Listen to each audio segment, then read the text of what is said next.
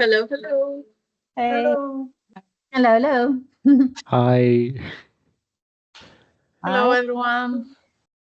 hi everyone. I'll start with some introduction. Thank you so much for coming in today. We're super excited. First presentation for this year students. Chapter 1, Prosthesis. It's a very special chapter because it's, like the introductory chapter of the program, and it's very exciting since students are getting to work with the human body and the mutations of it. And I think it's very interesting, like what the teams have created this year. So I would just like to start with opening remarks and introducing some of our guests today.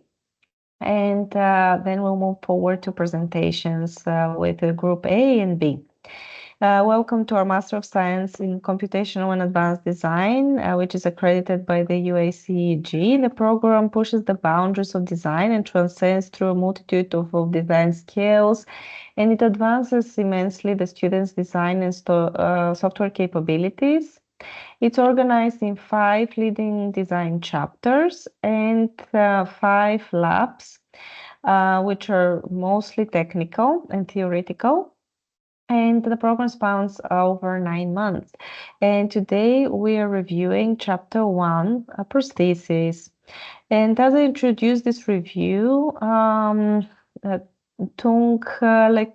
can share maybe the mirror board of the work in progress, to see some of the incredible work that the students have done over the past month.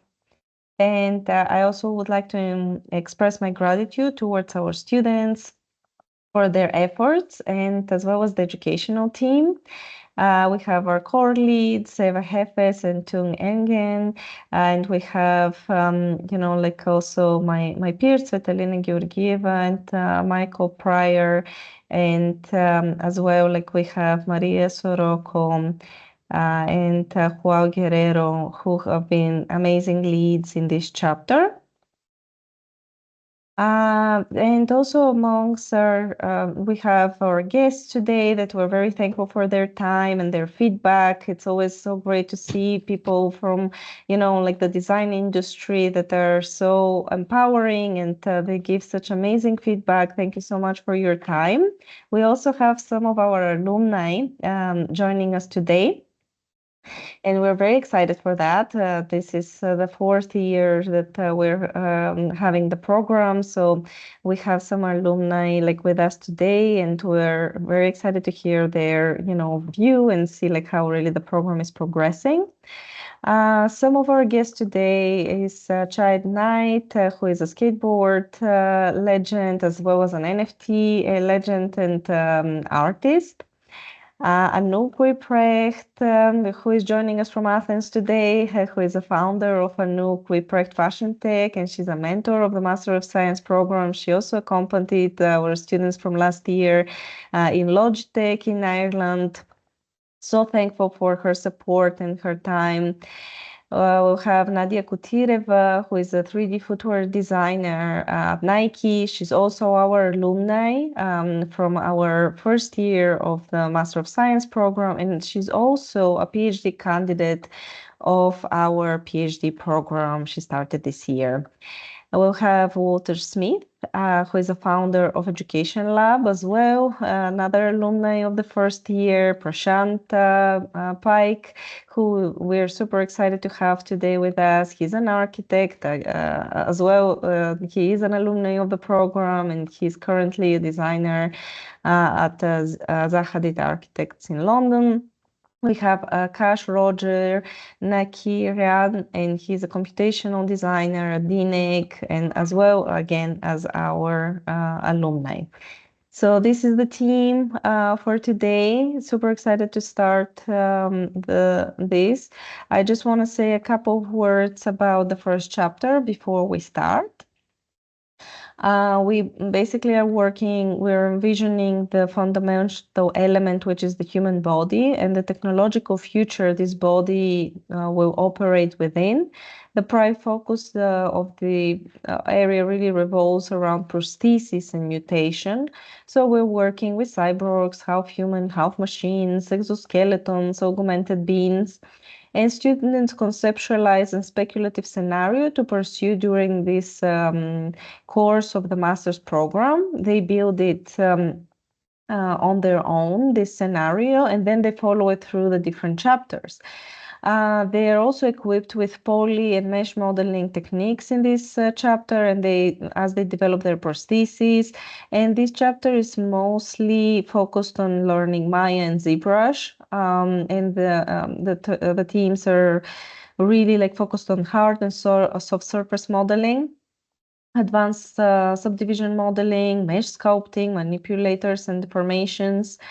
And it's exciting also because, again, like as last year, we have an addition to the prosthesis, which is a pet, which the students are going to talk more about, like their vision, and they're going to bring a lot of their vision from the concept lab as well. And please keep in mind the presentation should be contained within around 7 minutes, and reviews should be around the same time frame.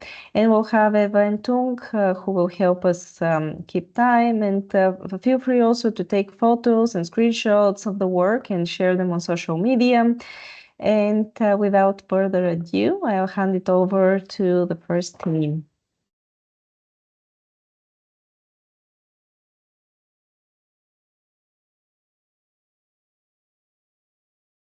Okay, awesome. Thanks, Pavlina.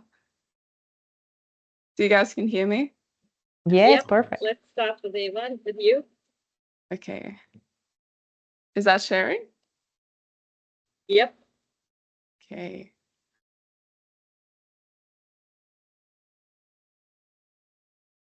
Cool. Bit laggy, sorry.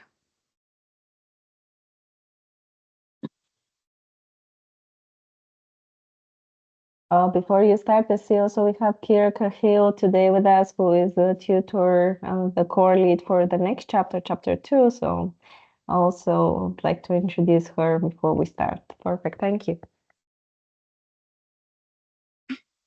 Okay, hey guys, I'm Lisa. I'm a 3D artist from Australia who works across film and fine art, and I'm very grateful for the DesignMorphine team 2024. Before I begin, I'd like to acknowledge and pay my respect to the traditional owners of the land in which I'm presenting from, the Gadigal people of the Eora Nation. So this is the story of Y24 told from Dr. Venning's perspective. Inside Tank 027, life has evolved beyond our expectations.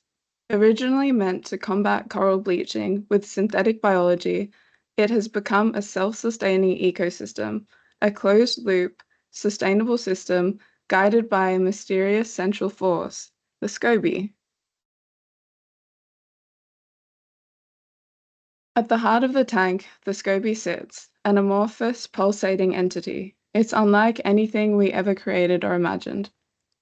Far more than just a biological mass, the SCOBY is the creator of life within the tank, controlling the environment through its intricate movements.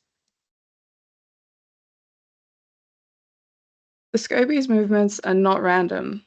The water ripples it creates form intricate, intelligent patterns, vibrations that flow outward in complex, ever-changing rhythms. These ripples share the very fabric of the tank's ecosystem. As the water flows through the tank, it carves pathways in the rocks and forms divots and crevices that become cradles for new life. Wondrous life forms have been incubated in these crevices. Amidst these wonders, there is E1. E1's growth has been fascinating to observe, far beyond the biological processes we initially anticipated. In the early stages, she developed like other organisms, cells dividing, tissues forming, her core stabilizing.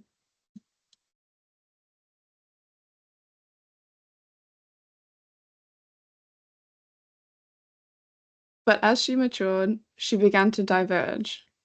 At Mice's stage, it was clear that she had a sense of awe towards her world. At post-larva, her awareness continued to evolve with her physical growth. She became leaner and more agile to better interact with the environment, which fascinates her so.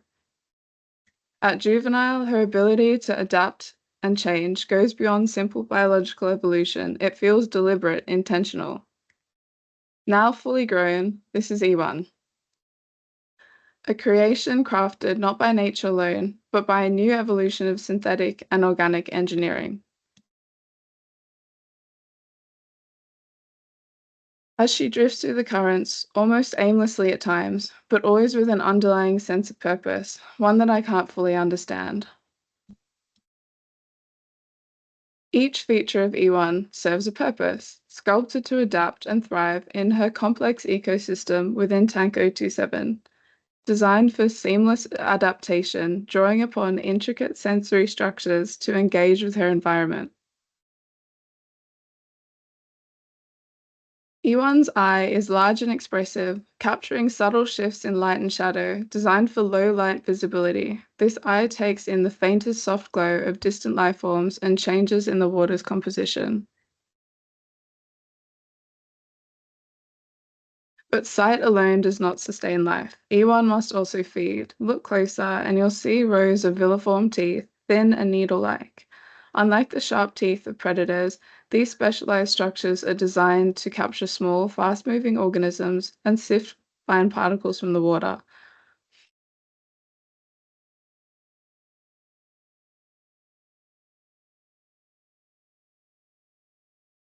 To steer, E1 relies on a fin exoskeleton that combines flexibility with structure.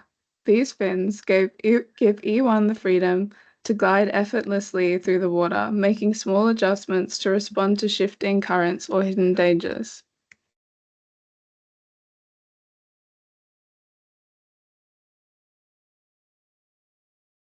The fin exoskeleton combines flexibility and protection. The head, shaped by the familiar structure of the Felis catus or the domestic cat, this cranium does more than provide a foundation for E1 sensors. It is a compact, resilient housing for its advanced cognitive systems. As E1 moves, its skin shifts with the currents, a design crafted to mimic and blend with the water itself. The rippled skin is more than an outer layer. It's a camouflage, a sensory organ, and a protective barrier. Each ripple allows E1 to harmonize with its environment, adapting to changes in water pressure and flow. Through this design, E1 gains not only protection, but also a connection to the world around it, a silent, continuous dialogue with the water's currents. Perhaps most remarkable are E1's long sensory fingers and dorsal spines. These fine, delicate structures extend beyond its body, reaching out like antennae to feel the environment. Each finger is lined with highly sensitive receptors, capturing vibrations, temperature changes, and even faint chemical cues in the water. E1 is never alone. Accompanied by a protective companion that wraps closely around its neck, guarding its most vulnerable area. This pet shields E1's vital organs from potential threats, forming a living barrier around the delicate structures within. More than a protector, this creature heightens E1's senses, detecting subtle shifts in the surrounding environment. Their shared connection strengthens E1's adaptability, allowing it to navigate the depths with confidence and resilience. Together they form a unique symbiosis, one that blends protection, perception, and companionship.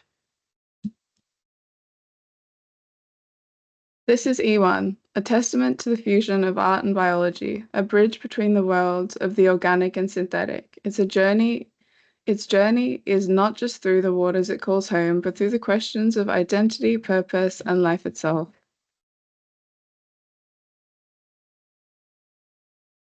Amidst this intricate web of life, I begin to realize that E1's existence isn't about fulfilling a function.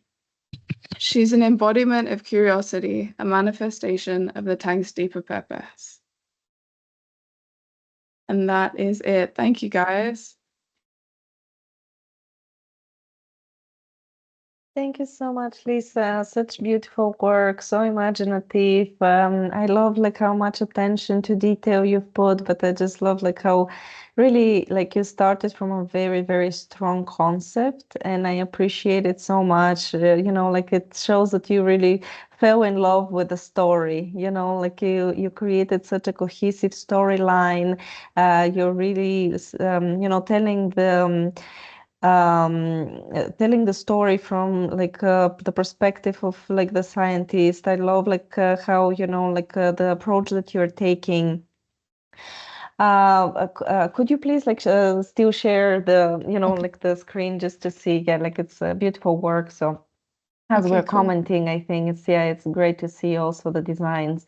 I would just want to say that also like one special thing that I see like through this project that I really appreciate is like how you're really dissecting Air One really like, and we're seeing every part and every piece of it, and like how exactly like you scientifically like you're explaining like what is the purpose of each like part of the design. And I think that that's where the true like power lies within this project, when you create this very like very immersive story, and then you go like into such depths into creating like each part and understanding its purpose. And I think that's going to lead you to really great results in the next chapter, where we are going to be working with corpuscles, so the environment, right, like the fish tank. So it's going to be super interesting now to see like how the creature will like evolve in the fish tank, like what are really like the spaces that it's going to occupy, right, like, and how they're going to look like. But now, knowing so much about your prosthesis, I feel that this is going to be not as a like big challenge, because like you know your creature so well, right? Yeah, for sure. Awesome. Thank you. Thank you. Hi, Lisa. Thank you so much for the presentation. I want to like tell you that you really have a good feeling of the lines, and want to feature your like feeling of the rhythm and the lines on your tail. And I'm happy that you didn't stop your design process on the tail, which didn't have this bone structure on it. So yeah, that's cool that you continued working on it and having really great results. And yeah, you had also really good progress in ZBrush and modeling. So well done. So thanks, Maria. Thank you for your help. Really, really enjoyed using ZBrush. So That's cool. Thank you. Hi, Lisa. Hi, everyone. Am I audible? yeah. Yeah. So Everyone. congratulations on the way this ended up. It's looking beautiful. I love the way you managed to translate the language of the prosthesis into the presentation board design. I think you really were aligned with the overall language, even in the graphic design of the board. Also, I really enjoyed seeing how you kept the simplicity of the base AI concept. That was a thing that we talked when we were able to follow the steps of how you created this design. That is really clean. It's almost like an occlusion render, but with some subtle shifts in reflections. But also you added some warm and cold tones that started to add so much complexity and so much visual interest in your design. And also, I love the way you added that extra layer on the tail. It enhanced a lot the directionality of your design. That is really beautiful. So congratulations. Awesome. Thanks, Juan. Thanks for pushing it forward.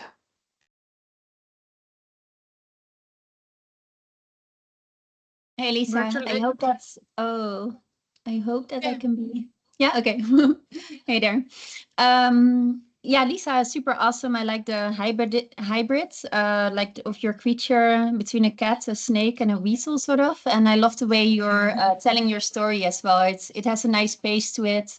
sometimes the students are going too fast through it, but you take your time to really explain it. And yeah, what Pavlina also says is very cohesive, and that's super, super awesome. The only thing that's within your creature, it has a really a matte look, M-A-T-T-E, my Dutch pronunciation. So yeah, like some more glimpses or shininess can be whenever you're going to implement it into your world. Can be interesting to look out for where like some of the parts of the bones or some kind of things has a little bit more like shine to it. But for the rest, yeah, I think it's beautiful how this is coming together, and I'm looking forward to the rest. Awesome. Thank you so much. Congratulations, Lisa. It's an amazing project. The presentation was very, very nice, very well explained. I totally agree with Pavlina also that you managed to explain every detail, all the parts of the project very, very well, and this adds so much to the whole experience of this chapter. Thank you so much and congratulations. Looking forward to the next one. Thank you. Appreciate it. Thanks. Hey, Lisa. Hello, guys. Yeah, Akash, we can see you, we can hear you. Hello. Yeah. Hello, everyone. Yeah, like, congratulations on the great work, and like I like the pattern which is running on the bones, like, and that is really good. And one thing which I was expecting is from the mid journey, like, there were like few patterns and posts which were showing in the beginning. I think that got little missed, and if that was added on maybe the body or the head, that would have been better. Yeah. Okay, cool. Yeah, definitely. I was looking forward for the pose and the patterns which you were showing in the beginning. Yeah. Yeah. Thank you. Lisa, beautiful work. Congratulations. And I've been like saying all good about this project throughout the process because you were never stopping. You always came up with something new. And I really enjoy this attitude from you. You're very brave enough to take the feedback and just come up with something new, a new head. Once you develop it, you have like a new development on the tail in the last week. So, which is like really appreciating. But also I want to appreciate on one more factor are the poses. This is adding so much elegance to the character because I know how hard it was to rig such a complicated character and you pulled it off so nicely, as well as like all the texturing and modeling that you have been pulling off. So overall, this project has been a real success. So I'm really looking forward to the corpuscle, how you're going to integrate all these elements to the further chapter there. Amazing. Thank you so much for your help, Eva. Likewise. Okay, so if there are no more comments, we can move on to the next group. Yep. Okay, thank you, Lisa. Thank you. Awesome. Let's move on to A2. Hey guys, Hello. we're super excited to share our work. We've been grinding nonstop. We both moved this month, so we haven't been outside. But yeah, we want to introduce you to the world of Setarak. My name is Henry. My name is David, and I wanted to tell a little bit of the story before we begin. This world, it's based on our planet, on this planet called Setarak, and it's told by the point of view of one of the species that inhabit this planet. That's called a Gevor. Beneath a dim, barely moving sun, my world stretches endlessly, the orange desert sand fading into a gloomy horizon. Days and nights blur into one oppressive breath. I've watched energy fade from this place, seen life drain from every creature and structure. We are remnants waiting to vanish, and I am the last to witness the decay. Once this place pulsed with life and vibrant energy, but now it crumbles around me. The temples and spire-topped mountains stand like skeletal remains of a civilization that has nearly vanished. I watch as the sand shifts around them, a slow haunting dance stirred only by the occasional gust of wind. The glow of the sky shows only traces of what one was.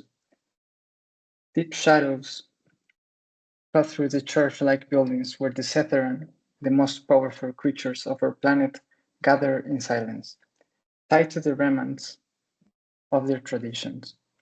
The energy that once filled these halls barely flickers now, hidden within the same walls I scavenge for survival, pressing down myself into the curves of the architecture, a ghost in a world that no longer sees me, just like the other gatherers in this world. This place once pulsed with life and energy, but now it stands as a tomb, silent and heavy with forgotten memories. I survive by scavenging faint traces of energy that seep from the stones, feeding of what remains to keep me alive in these shadow rooms. As I cling to the walls, my frail and skeletal body blends seamlessly. My limbs are long, lean, adapted to cover distances without wasting the little energy I have left. I move with caution, each movement silent in the darkness. I become part of the architecture, nearly invisible, just a flicker of motion among the shadows. I am a survivor, hiding in the ruins, a silent observer of what this world has become. My claws are thin and sharp, each one a tool honed by necessity. They extend from my veiny fingers like the edges of broken glass, hardened and pointed to help me cling to the rough surfaces of the temple walls. They are both weapons and tools, sharp enough to defend me when needed, yet precise enough to forage the scarce resources of my decaying world.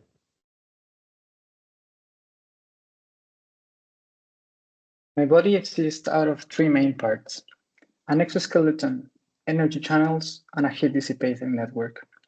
Without this, I'm nothing but a stone. Some gatherers are less fortunate. Many of my kind have become as lifeless as the desert temples across Setharak.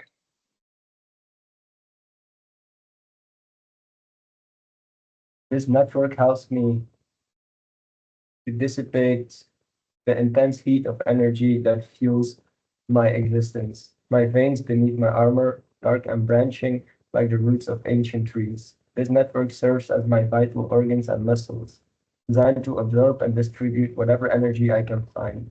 Its intertwined paths move heat carefully from my core to my extremities, keeping me from overheating. They are delicate. They are a delicate network, fragile yet vital, designed to keep me alive in this world where every flicker of energy is precious. The energy channels within me are delicate, asymmetrical, and boiling hot, weaving through my frame like a chaotic living map. These channels carry raw power, gathering energy from faint traces in the air and directing it through my body, sparkling weak pulses that give me just enough strength to endure. Each channel twists unpredictably, spreading through my limbs and connecting to small energy nodes where traces of power gather and rest before being used. I can feel these channels light up when I find even the smallest flicker of energy, giving me a relief sense of warmth and strength. They are both fragile and necessary, keeping me alive in a world that barely offers enough to sustain me. My exoskeleton, a thin layer of protection, guards these delicate channels within me. Designed for survival, it shields me from the abrasive sands of Satarak and the harsh desert condition. The structure of my armor mirrors the natural shapes that surround me, an organic stone-like material. Minimal yet sturdy. It protects me from sandstorms and environmental threats, allowing heat to escape through its porous surface to prevent overheating. I remain as much part of these ancient halls as the stones themselves, hidden in the shadows, preserved by the last remnants of energy. I hide, I see a dim light shimmering in one of the faintest corners of this ruined temple. An unexpected creature, which they called Osirisk, the Enabler. I've seen the Setheron use this creature in their rituals to harness their full power. At first, I almost miss it, unsure if my eyes are playing tricks on me, but there it rests, slightly glowing, crouched as if it wakened. This creature could change everything within my body, unlock unlimited energy for beings like me. My mind races, barely able to believe what I'm seeing. I inch closer, feeling a mixture of fear and hope surge within me. No Guyver would ever be allowed near an Osirisk. Carefully, I extend my hand, reaching out to this creature that could be my chance to rise beyond survival. As my fingers brush its boiling, spiked surface, the Osirisk moved as if it acknowledged my presence. I let it attach to my back, a perfect fit. I feel it secure itself with claw-like limbs that grip my skull and neck, surging with a burning sensation. It hurts. At once, a tight energy rushes through me, powerful, overwhelming, flowing from the Osirisk organs into mine. The Osirisk has become a living part of me, pulsing with each beat of my core. Symbiotic relationship, regulating and amplifying the energy inside my body, which it was never meant to withstand alone. My veins light up, heat building and spreading through my entire frame, reaching my head, fingertips, and toes. I feel my skeletal form shifting as muscles grow uncontrolled, my body reshaping in ways I can hardly comprehend. This is transformation. For the first time, I am something new, no longer bound by the weakness that once defined me. With the strength now flowing from the Osirisk, I sense I am more than a shadow. This energy coursing through me hints a future I am only beginning to understand.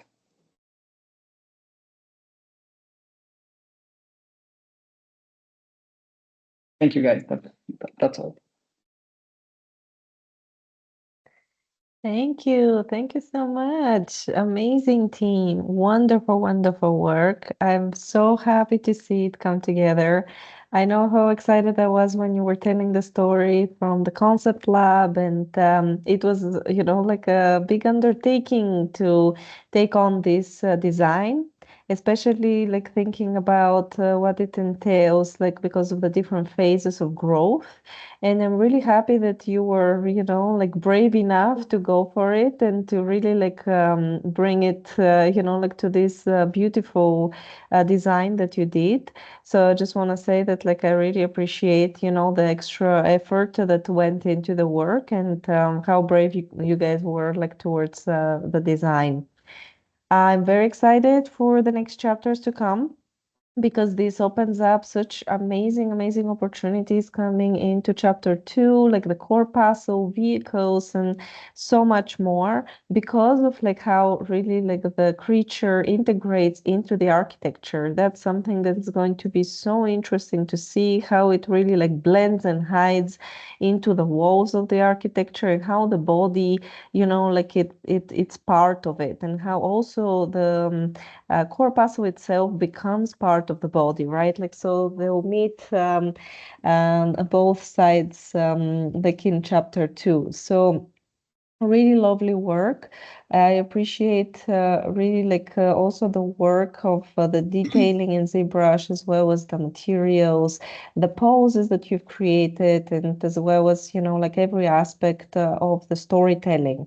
So for me, amazing attention to detail and great work, team. Thank you so much. We're also Thank you, excited for the Paulina. next chapters.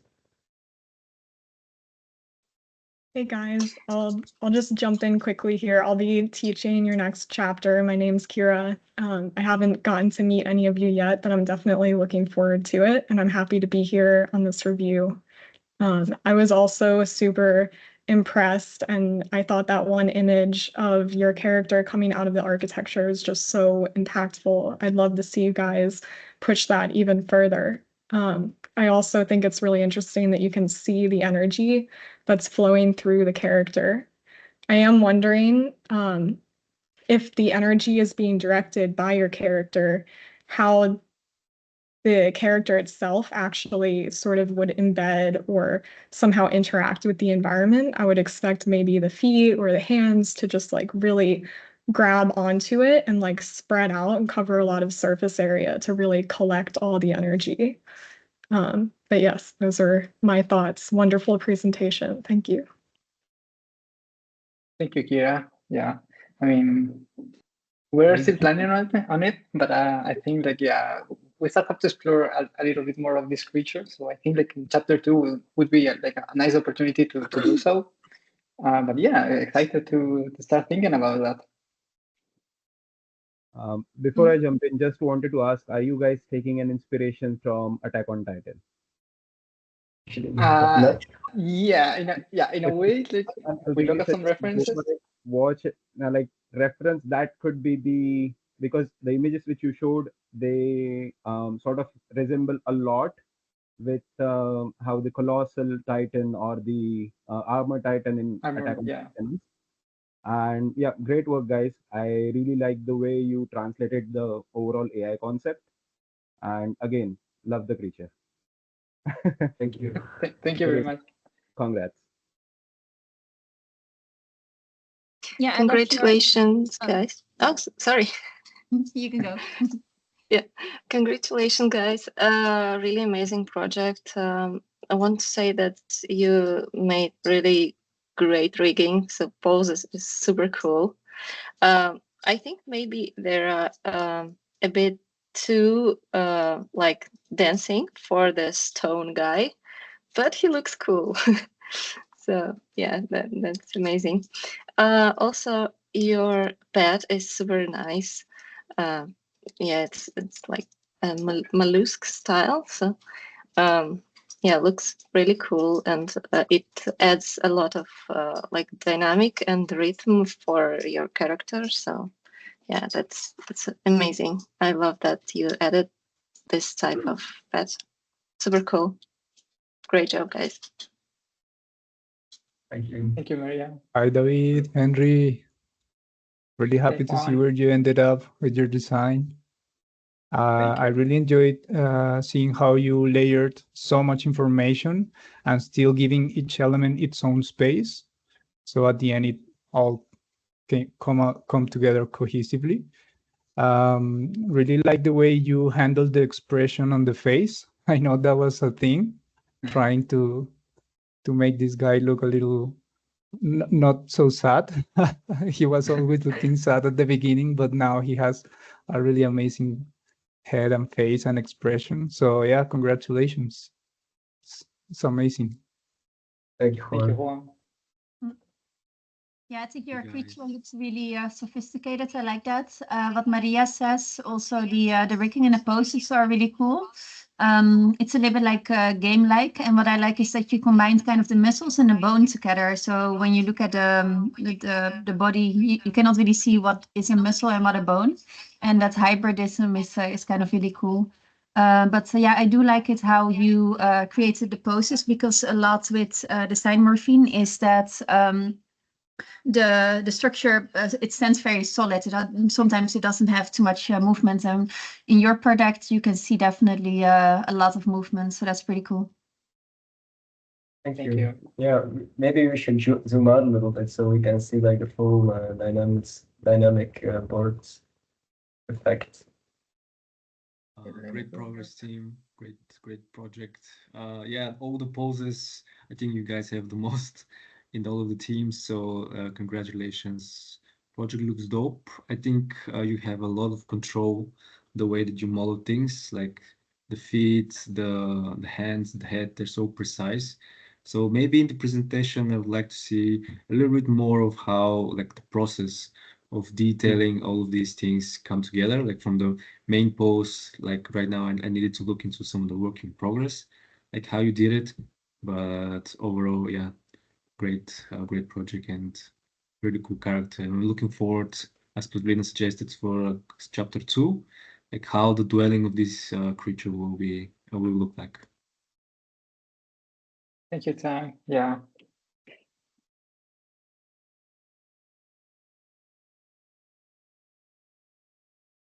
Congratulations, guys. Also from me, I totally agree. The project is really, really strong, amazing work.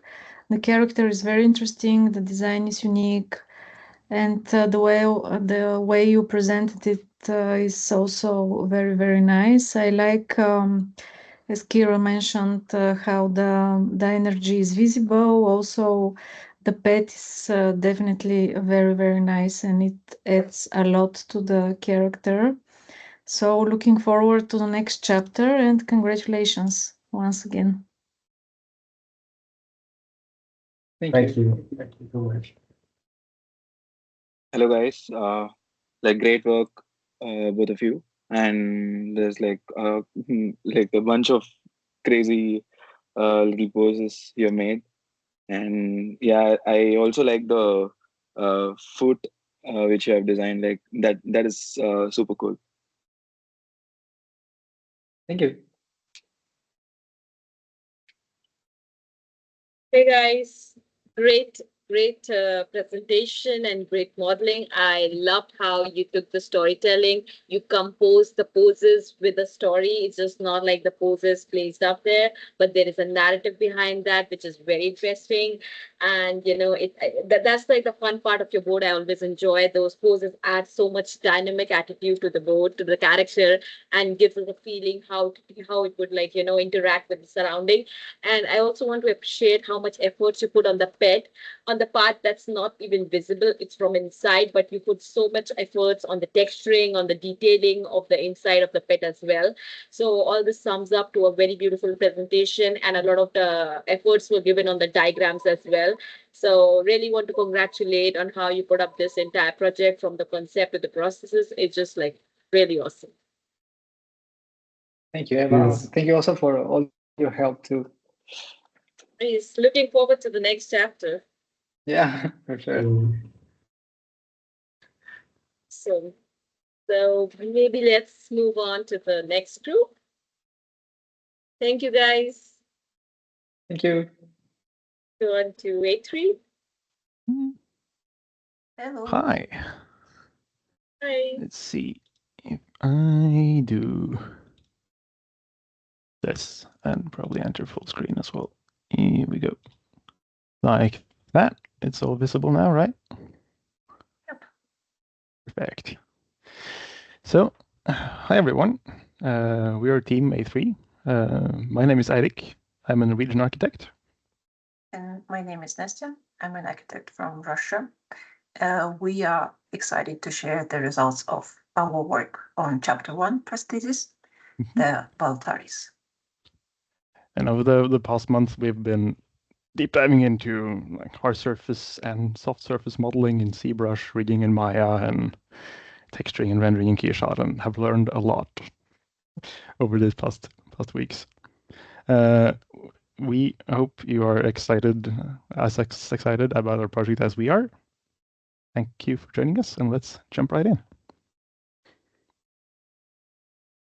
In a last broadcast, to whomever might be listening across the stars, the Voltaris, beings of conscious energy, sends out a digital time capsule, racing away from the home world of Diatera at the speed of light. Capsule contains descriptions of their home, history, society, technology, and the beings themselves. It describes a planet divided by a glowing ring of plasma. The ring powered every aspect of their lives, even being the birthplace of new conscious energy patterns, of new Valtaris. The capsule describes advanced cities shielded by massive transparent domes, and how the Valtaris revered the ring as both creator and protector, their god. However, along with the time capsule is a warning. It tells of an unknown object crashing into the far side of their world, and their curiosity in understanding this alien artifact. But Inside the crash site, they do not find hidden wonders, only terror. A corrupting black plague spews forth from the object, consuming everything it touches. It quickly overwhelms and consumes one of the planet's hemispheres, only contained by the massive energies of the ring. However, the hubris and curiosity of the Voltaires gets the better of them. Thinking that they can contain and study the plague, they open a small breach in the ring. Their containment efforts are futile, however, and the corruption quickly spreads and consumes the remaining hemisphere. Even the ring is dimming. Their final warning is clear: stay away from Diatera. Their civilization and the once brilliant ring is dying, leaving only darkness. The Voltaires ask to be remembered by the content of their time capsule, but to leave the mysteries of their world alone, lest the same doom befall anyone else. Following is an excerpt from the description of their physical frames. Though they began as little more than formless awarenesses, they eventually learned to construct stable bodies. These new mechanical bodies allow them to interact with their world and to grow into a thriving civilization. The Voltaire's nature as sentient plasma gave them a unique challenge. Their form was constantly shifting, unstable, and needed containment to maintain a physical presence. Each Voltaire was housed in a robotic exoskeleton that kept their energy from contained. This allowed them to interact more precisely with their environment. To achieve this, they created containment vessels to house and stabilize their plasma-based energy.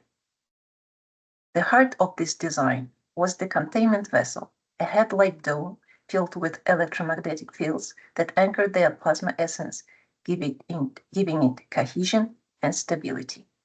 The outer protective shell was painted white in reverence to their glowing white god, the ring. The containment vessel became the core of their physical structure and the center of their consciousness, giving them both a recognizable shape and a way to navigate their surroundings. To navigate the rough terrains of Diatera, the Voltaires engineered strong, segmented limbs. These limbs gave the Voltaires the strength and agility needed to explore their world. With their robust legs, the Voltaires could climb steep cliffs and rugged surfaces with ease. Their limbs were built to endure high-speed movement, adapting seamlessly to different surfaces. Each leg connects to the Voltaire's body with a sturdy ball joint, allowing for a wide range of motion. The double-hinged knee joint offers additional flexibility and increased strength. The tips of the legs are articulated for fine control and easily replaceable as they wear down. Their central body main structural part was a frame, housing its single organic component within. Externally, the body was enveloped with intricate mechanical parts, cables, and tubes, which were responsible for regulating power distribution and hydraulic movement. The side-mounted tentacles extended from the sides of their bodies provided additional grip and stability in challenging terrain. The whole main body was supported by a structural spine, which provided stability and served for distributing mechanical loads. These tentacles could move in multiple directions and were surprisingly agile, allowing the Voltaires to grasp, maneuver, and interact with delicate objects. The tentacles gave them a finely tuned control over their surroundings. In addition, they had a different set of tentacles on their chest panel, controlled by an entirely different kind of system. This system is one of the most fascinating parts of Voltaire's life. They had entered a symbiosis with a small biological relative to one of the first creatures they reached out to as a young species. This creature was not just a companion, but an extension of the Voltaires themselves, linked to an organic inner remnant within their body. This remnant, a small biological core housed within the mechanical structure of their frame, allowed the Volteris' plasma energy to interfere directly with the symbiotic creature. Through this link, the Volteris could control the specialized set of tentacles on the back of the symbiote's body directly, offering additional versatility and range of motion. Even more remarkable was the fact that this symbiotic pet could detach from the Volteri's body at will. When separated, it was able to explore independently, accessing spaces and areas that the larger Volteri's body could not reach. The pet could scout ahead, retrieving objects and perform tasks that required greater agility. When it reattached, the pet would once again seamlessly integrate with the Volteri's body, becoming part of a unified being. The connection orifice on the vessel's remnant was a perfect receptacle for the symbiote's legs. When the two beings were connected, the symbiote integrated fully into the main body's protective shell, making it protected from the outside environment. This entire system was fueled directly from the plasma that defined their existence. Storing excess energy harvested from the ring inside the same containment field as their consciousness, they could redistribute energy to systems as it was needed. The Volteris were beings of incredible innovation and resilience, who shaped their bodies to survive the challenges of their world. Through their ingenious designs and their symbiotic relationships with their pet, they became one with the Atera, bound to it by the same plasma energy that gave them life. It's too bad their story had to end. Thank you. Thank you. Thank you, team. Thank you. Wonderful, wonderful project. It was such a pleasure seeing the presentation, and thanks so much for going through the concept and all the images from the concept lab. And I feel that it was such a cohesive presentation, beautifully done, such amazing attention to detail. It was really some pro work, like it wasn't that you just started a program a little bit more than a month ago, like it looks like you guys like have a lot of already work done like in the field of like like design beforehand. So I really think that like you've accomplished so much during this chapter, and we see through all these amazing details on the mechanical parts. I love also the work on the creature, the organic matter, and the juxtaposition with the mechanical parts. It looks so powerful, like seeing those parts, together. And this is a very, very complex model, as we can see, and you've gained such really incredible control over each, bolt in each part of it, and also the materiality. Just, everything is pure perfection. Thank you, team. Thank you. Hi, guys. Congratulations, really amazing project.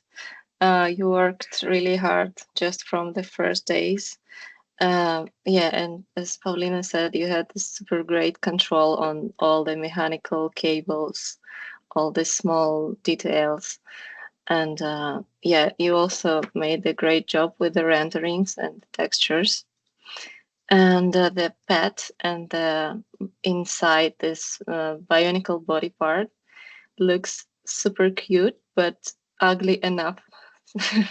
really great balance between this ugly organic stuff and clean mechanical parts and these white surfaces. Super cool. And the small details like a QR code or something, some realistic scratches, yeah, makes a lot of sense. Just really looks super realistic. Really cool, guys. Thank you. Thank you, Maria. Yeah, amazing project. I said I cannot wait to see it move, and yeah, such a fine detail and all the mechanical stuff. It's like it's great. Neither can we. Hi, Eric, Anastasia. Hi, So, Juan. you know how much I love hard surface Yeah. design. So the first time I saw your design, I was so happy. Really happy to see where you ended up with the materials. Balancing dirt and scratches is always hard, and I think you nailed it. Also love the way you're controlling the decals. I mean, they are not overwhelming the design. They are really balanced, so that's really cool. From the beginning, I was really concerned about the poly count, as you know that, but I'm seeing that you were able to rig this guy, so that's amazing. And yeah, congratulations. This is an amazing design from the beginning. Thank you. Thank you. Thank you so much. Good vibes. I really love all the contradictions that are in this project. Like you have all this hard surface modeling with these softer, more transparent tentacles, which is awesome. And then the like organic core is very, very cool. Congratulations. Thank you. Thanks. I think that also one other thing that I forgot to mention, but I really appreciate that you did is so many different views, right? Like from the same position, like really like you're, removing layers, you're rotating the camera like through so many different angles to show so much of the details, and everything is, like resolved. But that's what, like makes us really understand the project, not just the materiality and the renders and the beautiful work that you've done, but also the thoughtfulness of the presentation and the sheer, like a vast volume of material that you've created to show us this work. Thank you. And also the graphical parts, like the way that you highlighted the frames, you created them, the way that like you work at the presentation, you show us like the image, show us the explanations, you also talk on top of it. I mean, like all the sequence was very clearly presented, like even though the project is so complex. So that's a very good and a very hard thing to do. So yeah, congrats on that.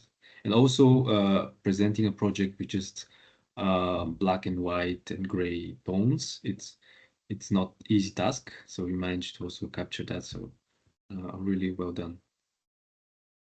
Thank you. That means a lot. Yeah, thanks, Tim.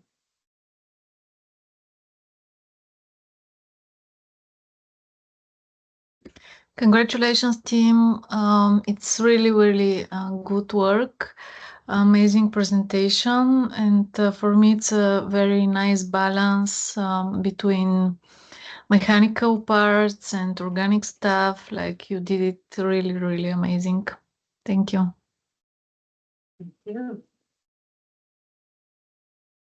Hey guys, congratulations. You have set the bar so high for yourself. Like next chapter, I'm just looking more from you. Like this is so amazing for chapter 1 to start off with. It just looks so professional in terms of the detailings and the texturing and everything. Like all the details you guys were thinking about, like from the starting, you never stopped. Like you were always thinking how a nut or a bolt would join to make this move. It's just not aesthetic looking, pleasing hard surface modeling, but also a very functional design if you go to any part of the details, and then coming up to the organic vessel, which was such a nice contrast. Like I never thought of it, and it just like came out so nicely. And you even overpowered your own mid-journey image that you visualize. You just went beyond that. You were not limited to that, which I really appreciate. And I mean, I really enjoy that you guys were always pushing forward and never stopping, even when you did the best and you wanted to do more, because like you were not satisfied with what it is. And the That's render true. speak, yeah, the render speaks for you, because like all those micro details that you put it in the renders make it more realistic. So yeah, super congratulations, and looking forward for chapter 2. Thank you. Thank you to all mentors and teachers. Thank you for your help. Thank you, guys. Let's go Okay. to Group B. Yes, thank you, Group A, for the unique projects. And let's start with Group B1. How we doing? Hello there. Hello. Cool. Got it, Kia? Yeah, I was wondering, can I, oh, there we go. Sorry, I was just asking someone to stop their presentation.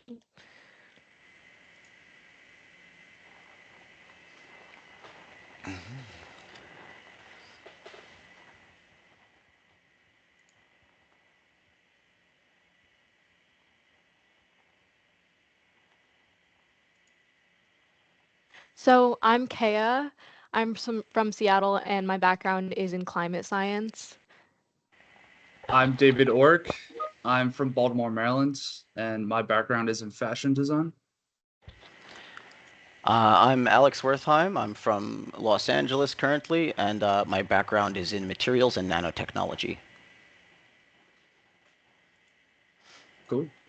All right. Welcome to Veluthra, a remote and enigmatic moon in the Orbelis solar system. It is here in this alien environment that the Eclipse, a nomadic hive mind of moth-like creatures, has chosen to make their temporary home, marking yet another chapter in their long history of survival and exploration. In the centuries that followed their liberation from bondage, they've built a utopian society, one that now thrives on their ability to weave glowing silken cities and journey through the cosmos, earning them the scientific name Chrysolumina vagabundus. At the heart of their civilization is the hive, a living bioengineered mothership made from anaerobic lichen. Its upper levels house numerous shuttle docks, the lower levels gooey egg deposition pools, and rows of fluorescent incubation chambers, while at its core lies a network of shimmering hallways leading to the Queen's throne room. Simultaneously broodmother, matriarch, and pilot, she oversees all through the eyes of her beloved workers, experiencing each new world as they do from thousands of miles above. Upon arrival in orbit, the Eclipse scatters from the hive in detachable shuttle pods, descending to Veluthra's surface. There, they construct a temporary city of hanging silken sacks deep within the moon's humid caves. This silken material is spun by none other than the Eclipse's most junior members, the larvae. Its color and texture are solely determined by their digestive consumption, allowing them to incorporate local materials into their creations. By feeding on Veluthra's flora, the larvae seamlessly embed the city's architecture with Veluthra's ecosystem. These soft, wriggling creatures reside at the center of the city in colorful nursery pods, where they are cared for by the pupa, whose cocoons are encased in machine-brain interface suits that allow them to contribute to the hive's operations while undergoing metamorphosis. Externally towering structures serve as fuel reactors, resting quarters, and food storage hubs, an ultimate preparation for their once again departure into the stars. Beyond the city, the swarm can be seen piloting amphibious exploration vehicles, each outfitted with a detachable secret bug probe for surveying hazardous zones.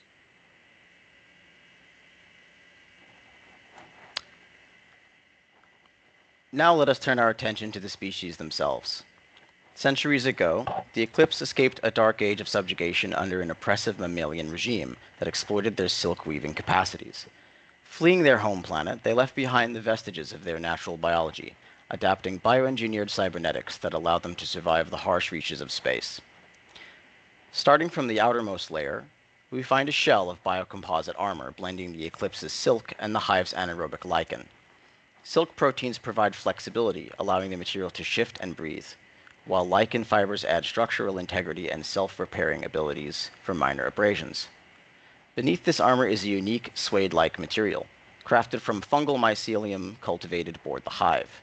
This leather boasts extraordinary tensile strength and resistance to tears and punctures. Its tendrils mimic muscle fibers, enabling the Eclipse's wings to flex and twist with each flap. Next, we reach the optics module, an engineered marvel of biofluorescent crystals that capture and amplify ambient light, granting sharp vision even in the dimmest of alien caverns. High carbon steel armor, woven with grommets and gold accents, encases the optics. The gold accents act as conductors, dispersing electric currents from space storms or planetary atmospheres heavy with static discharges. Connecting key machinery is a network of copper tubes and flexible wires. The copper's oxidation shields it from corrosion and temperature extremes, while rubberized, shock-absorbing plugs prevent leaks and fraying, ensuring durability through cycles of decompression and exposure. Neither machine nor organism, the Eclipse have evolved into something truly novel. Perhaps their single most identifying feature is their robotic eye, which relays constant visual feedback to the Queen. Their helmets, equipped with optical scanners, assess and catalog materials of interest, while their chest-mounted life support systems allow them to carry their native atmosphere and climate wherever they roam. Communication within the hive is telepathic, transmitted through delicate signals from their antennae. Stitching these technologies together are layers of protective plating that defend major organs and prepare workers for whatever harsh environments await them. Between the flutters of their wings, one may observe a sort of saddle garment fastened to each adult's back.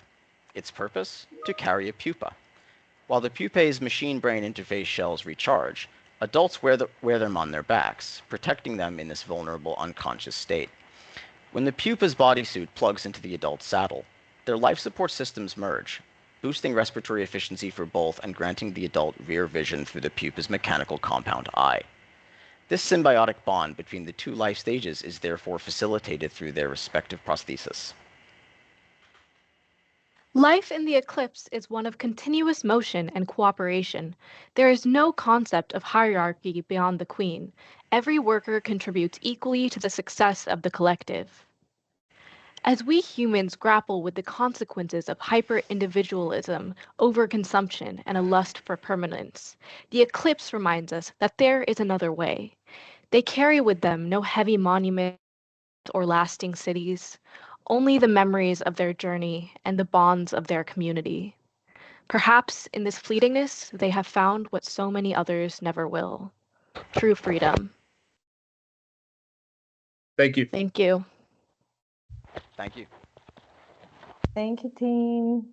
Oh, sorry. Beautiful work. I love every aspect of this project as well. Like, I think that again, like we see super cohesive work from the beginning of telling the story, like to the end. I love how you're dissecting again, like your prosthesis, and each part has, like meaning. It's not just, like taking just the images that are cohesive and good looking, but they're actually very meaningful to your story, your storytelling, and also in a way they're representing you and your interest, like through this, right? Like in the project. And I love this because we see how much really effort and love has been put into this project. So I just have to say, like congratulations of achieving this really high complexity of work, and it's really beautiful, and I'm really looking forward to see the next stage because everything ties together so beautifully from the beginning to the end.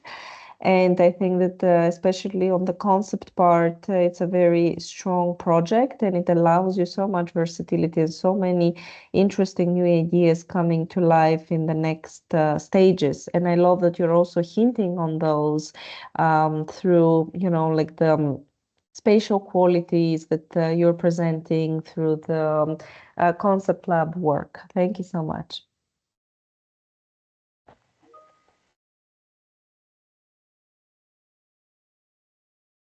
Hi guys, congratulations with the project. Everything looks really great. Also want to say that your concept part and mid-journey explorations is like super cool. Very interesting how you will create the corpuscle because it looks like you have such a great ideas. About the project, really well done. You had made like a lot of work in ZBrush and all other softwares that you used. Yeah, the textures are cool details. Love this small tiny tubes inside, and yeah, everything looks really great. Thank you so much. Thank you. Thank you. Hi guys. Good vibes. Good vibes. Good vibes. Thank you for all your persistence. I know there was a little bit of a technical struggles through the process, but you were able to nail it. Really love the personality of your character. I think I can already understand where all the story is going to go for, just based on the strong like identity that your character has. Also, I love the consistency with the AI concept. You kept it really true to the original version. And yeah, really excited to see where your story, the next steps of your story. So amazing job. Good vibes. Thank you. Good vibes. I like the insectoids in there. So far, we only seen one human body and one biomechanical construct, and yeah, two kind of animal-like species. So that's pretty cool. I like the colors that you're using. The yellowish goes really well with the purple, and yeah, that's pretty cute. I'm looking forward to where this is going to. And Kia, can you drop me your Instagram as well? Because I'm posting some updates, some screenshots of all of your works, and I didn't see it. I didn't see your profiles in the first slides.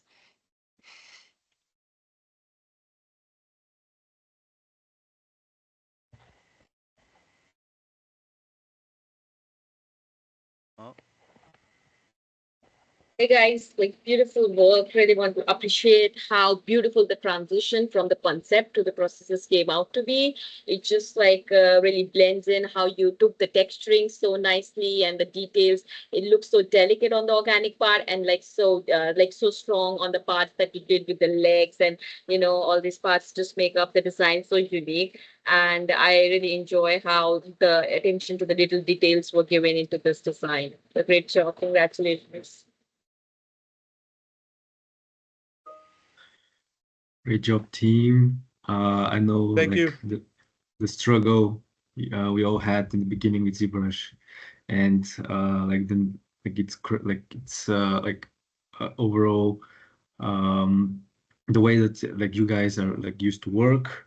It's more like a procedural way, and now like all the manual and the manual modeling stuff was all very like old for you guys, and you started it, and like each week we can see like the growth and the way that you just build up the complexity, and then crash again on some of the texturing and transitioning between the softwares. But yeah, you did a amazing job also in the presentation and the rigging. So yeah, give you a heads up, and yeah, great job on the presentation. Thank you, Tom. Thank you, Tom. Okay, let's see next team. We have B2. Okay, I'm going to be sharing my screen. Hello. Paulina.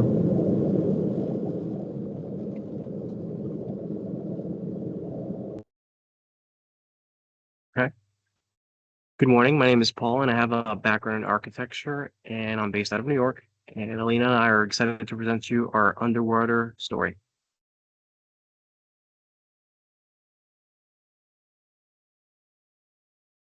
I believe my partner is muted, so I'm going to introduce her for you. My partner is Alina, and her and I are passionate about free diving, which inspired us to create our hero's underwater world. And we are incredibly excited to present our character. Enigma of Aquarius, the fall and rise of Aquarius. I am Alpha, an Aquarian who witnessed our kingdom's fall on our vast oceanic planet, rich with algae and seabeds that nourish and unify us through our telekinetic bond. Alongside me, my companion, Raphael, whose telekinetic energy from the ocean depths helped sustain my strength. Our harmony was shattered when an asteroid crashed into an uninhabited region, bringing a hidden parasite that infected the algae in our lifeline. At first, the asteroid seemed insignificant, but soon, our graceful aquarians showed signs of infection, faint discoloration, fractured telepathy, and eventually grotesque physical transformations. The parasite infiltrated our telekinetic field, using it to spread through the waters.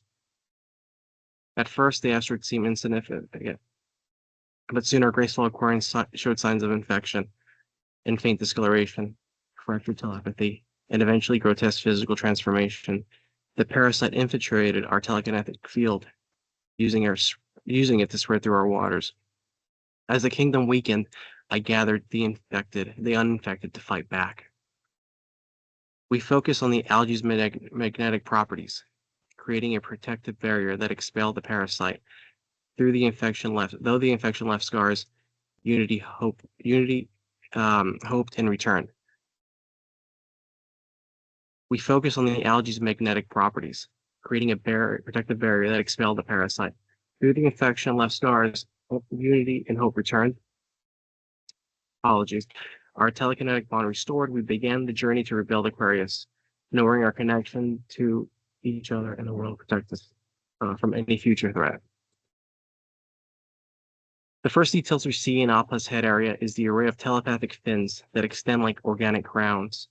These structures aren't just decorative, they enhance her ability to communicate telepathically with others, allowing her to connect deeply with her people and perceive the emotional states of those around her. Positioned and fanned out gracefully, the fins highlight her role as a leader. Her vision turned to infrared spectrum gives her an enhanced awareness of her surroundings, detecting subtle shifts in the water and enabling her to see beyond the visible range, an essential adaptation for navigating the murky depths of Aquarius. Her semi-translucent skin reveals a delicate network of circulatory veins, symbolic of her connection to the algae-rich ocean floor that sustains her. This skin absorbs nutrients directly, reflecting her symbiotic relationship with her environment and allowing her to harness the algae's energy. In this pose, the shimmering quality of her skin becomes apparent, with hints of green and blue playing across her body, giving her an ethereal glow that mirrors the vibrant aquatic ecosystem of Aquarius. The lower part of Appa's body merges seamlessly into a broad, muscular tail, covered in iridescent scales that shimmer with every moment. The powerful tail grants her speed and agility necessary to quick maneuvers in the underwater world. The tail is also electrically charged, giving her the ability to generate a protective field when threatened.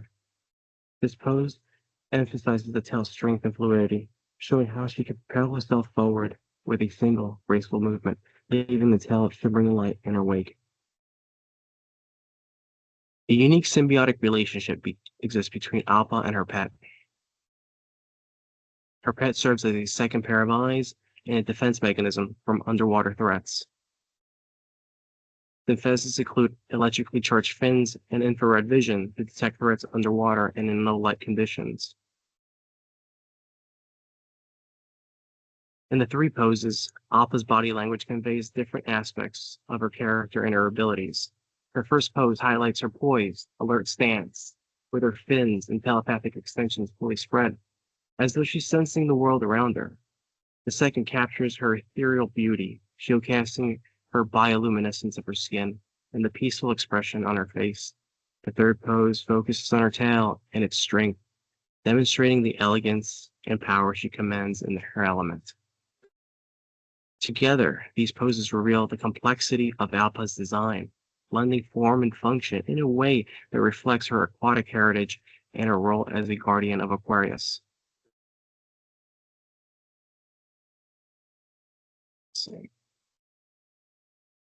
Our concept was based on our passion for aquatic life on an alternate water planet. Doing research swayed towards Greek mythology and the use of sirens and the myth of sailors, using the aid of AI tools helped us with our character exploration. We started with a baseline low poly model and expanded from there. We then used sculpting techniques to achieve our form. We also experimented with different materials, textures, and lighting. We proceeded to rig the character for poses and applying final renders. In conclusion, Alpa's form is a testament to the Aquarian spirit, adapted for survival and unity. Each anatomical feature, from her telepathic fins to her nutrient-absorbing skin, serves a purpose and tells a story. The three poses bring out different facets of her character: her telepathic awareness, her sense of beauty, and her powerful movements, capturing the essence of Alpa as a symbol of resilience in a fallen kingdom. Thank you, everybody. That concludes our presentation. Okay.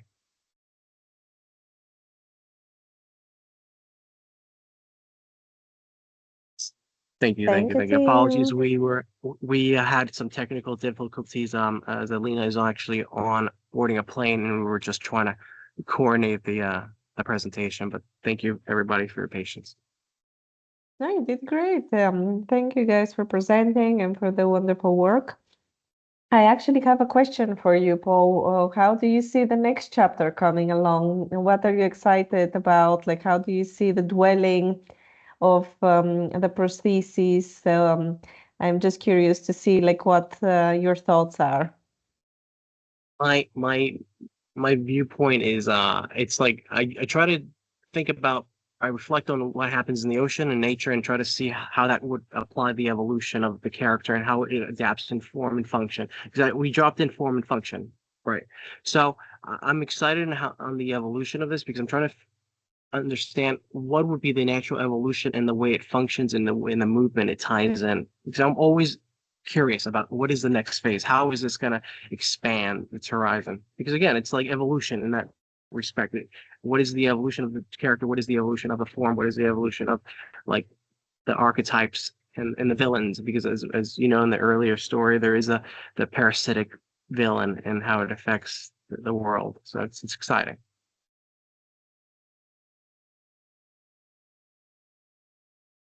Thank you, Paul. Yeah, I think that like you've done a great job like creating this character and also like staying true to the story and also like the ideas like from the beginning. And I love some of the materiality and the shimmer that you're bringing in. I think that you know, like further investigation though, like into this materiality might be also helpful when details, right, like going forward. But again, these are just a couple of just suggestions, like moving forward on things that like, you know, can help even further the project. But I think that you've done a really great job together, team. Thank you. Thank you. Hello, guys. I'm happy to see your project. Congratulations. Sorry, Maria, can you share the project, Paul, if you don't mind? Yeah.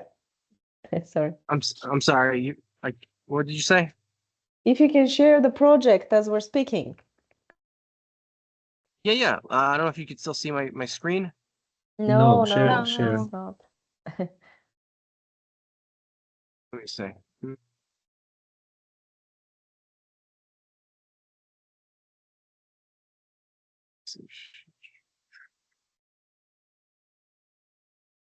Are you able to see it now?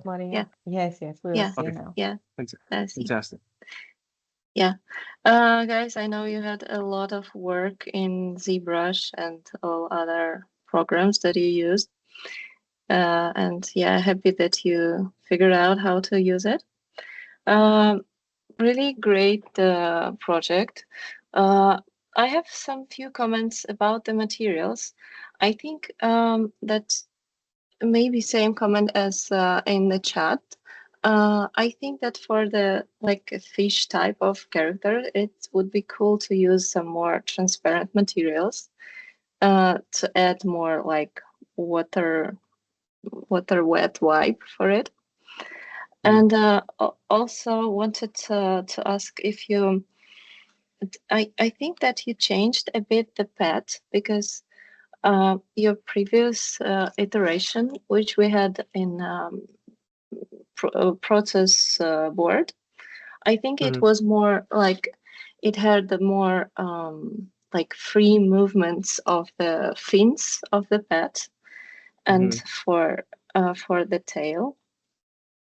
Maybe for the next chapters, try to maybe add some more like free movement of these fins for the pet and for the fin part of your character, because now they look a bit more like freezed, you know, like it's super cold water and they're a bit freezed. But yeah, you did really great job in 3D software and in render. So yeah, happy to see your progress. Well done, guys. Thank you, Mark.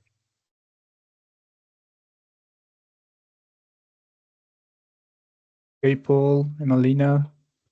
Thank you for all the efforts. Really happy to see that you were able to pull everything together. It's looking really good. I know you experimented a lot with Keyshot. The materials are looking really good. There are a few things that you could start experimenting more, but they're getting there. I think maybe one thing that you could experiment more also is movement. I think the poses are a bit too similar. So maybe I know that movement is a very important thing on the overall concept and on the design. So maybe enhancing the movement as an element on your design will be cool for next chapters. But overall, great job. Thank you.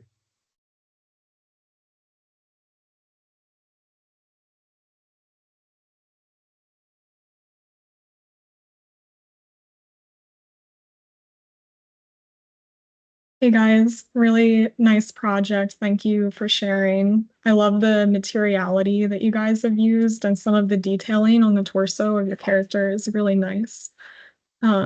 Just thinking ahead towards chapter 2, I'm really curious to know more, obviously, about the environment that your character is going to live in. And I think the aquatic nature of it is awesome because there's going to be a lot of opportunity to go in different directions. But I would definitely start thinking about what you want to do with that, and maybe find some inspiration, whether that's coming from your character and some of these forms and geometries that you've already established, or thinking about like the type of aquatic condition. Is it more of like a deep water? I know you mentioned that they have maybe infrared vision, maybe they live in a dark area, and like what do those environments look like, versus maybe it's more shallow water where you can see the sunlight bouncing off the iridescent materials, and maybe there's some sort of like coral reef like structure. I don't know, I'm just like throwing things out there, but I'm really impressed by all the work, and I'm super excited to see where you take this in the next chapter. Thank you. Thank you so much. Thank you.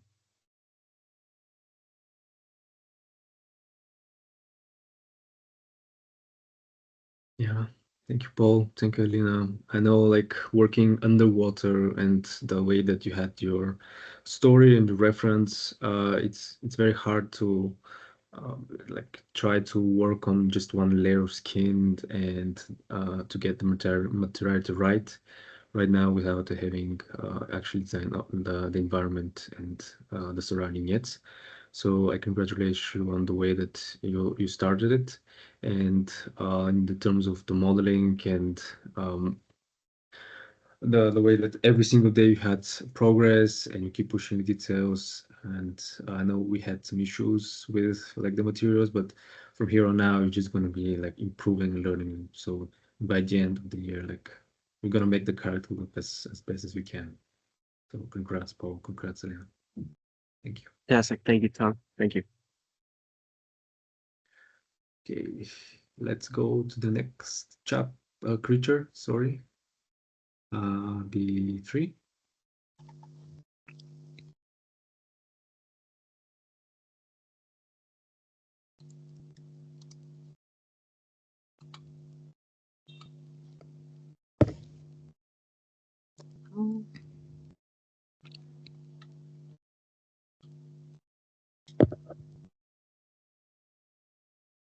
Hello, guys. Could you please share and then yeah.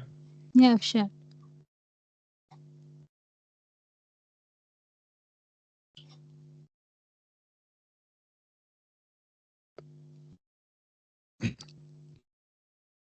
Hello, everybody. My name is Ricardo. I am from Ecuador, and my partner here is Nandini from India. So we will introduce you to the necro world. Let's begin. In the shadows of crumbling necromancer civilization, there exists a creation, a creature born of darkness and sustained by the forbidden magic. The necroarachnites, the twisted offspring of a dying race, are beings of both flesh and void, crafted to carry out a singular purpose, to siphon life. Their creators, the necromancers, drain their own world of vitality, exhausting every spark of life in the pursuit of power. When nothing remained, they looked beyond their realm, using ancient forbidden magic to pierce the fabric of existence. Through vast interdimensional portals, they sent forth their dark progeny, the Necroarachnites, each one infused with the necromancer's desperate hunger for survival. The Necroarachnites spread like shadows across the realms, weaving webs of dark magic that disrupt and drain the life forces around them.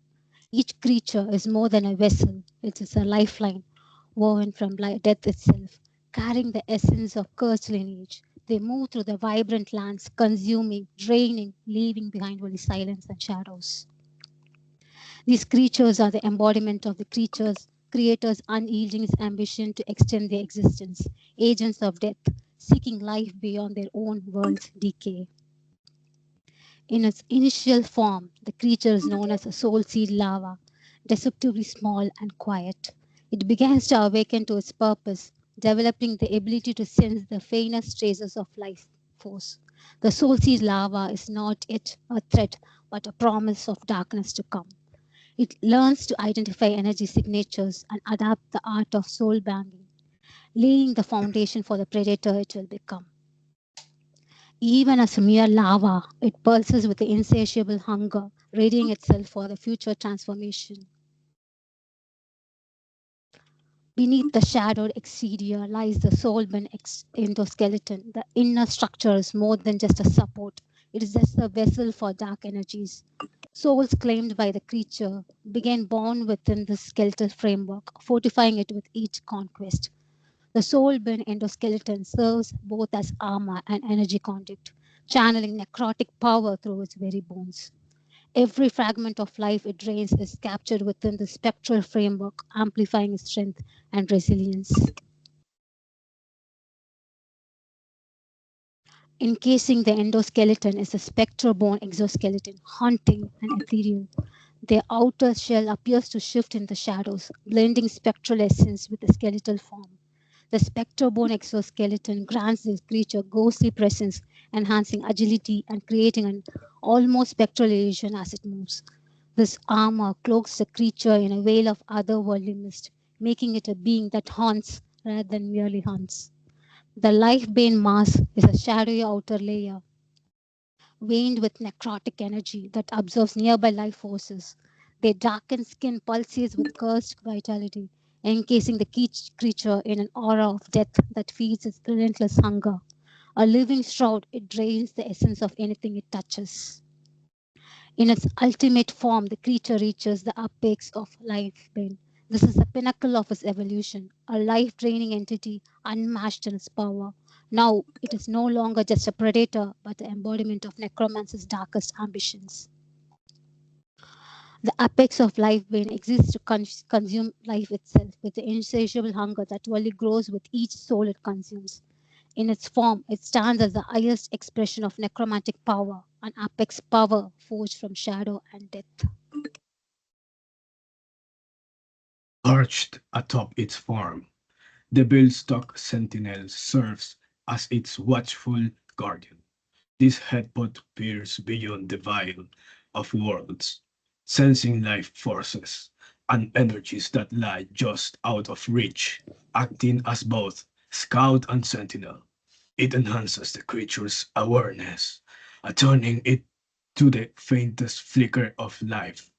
The Veilstock Sentinel is an extension of the creature's perception, allowing it to navigate through realms with deadly precision. At the core of its predatory power lies the soul-pierced maw. This is no ordinary bite. It is a tool for consuming essence itself. The soul-pierced maw cuts through flesh to reach the soul within, draining life force directly from the essence of its victims. This is where the creature's hunger is most vividly realized, as it peers beyond the physical, leaving only silence and shadows in its wake. In the center of its chest beats the necroheart conduit. More than just an organ, this conduit channels necromantic energy, pumping dark power through its form. Each pulse reanimates the flesh, binding together the life force of this it has claimed. The necroheart conduit is the very core of its existence, where stolen energy becomes fuel, driving its relentless pursuit of life. The creature's legs, known as the necroclown spikes, are instruments of precision and death. Infused with necromantic energy, they are designed for silent movement and deadly strikes. Each spike is sharp, able to pierce through flesh and soul alike, making every step a weapon, every strike a harbinger of doom. Running along its back is the necrospine conduit. This structure acts as a dark channel, carrying necrotic energy throughout its body. The necrospine conduit reinforces its frame, allowing it to sustain the life-draining power that pulses within. It is the spine of death itself, connecting each part of the creature with dark energy it needs to survive. Voiced incubator among the dark ridges of its back. The creature houses the voiced incubator. Each incubator pod holds a seed of the void, a net that will one day grow into creatures as deadly as its progenitor. The voiced incubator nurtures this dark offspring, imbuing them with the same life-draining hunger, preparing them to continue the necromantic lineage. Within the brood-ward nexus, the creature's brood is protected. This is the fortress where the creature guards its future. Each egg is watched over within this nexus, carefully shielded from harm. The broodguard nexus serves as both nursery and fortress, preserving the future of the necroarachnids within layers of dark protection.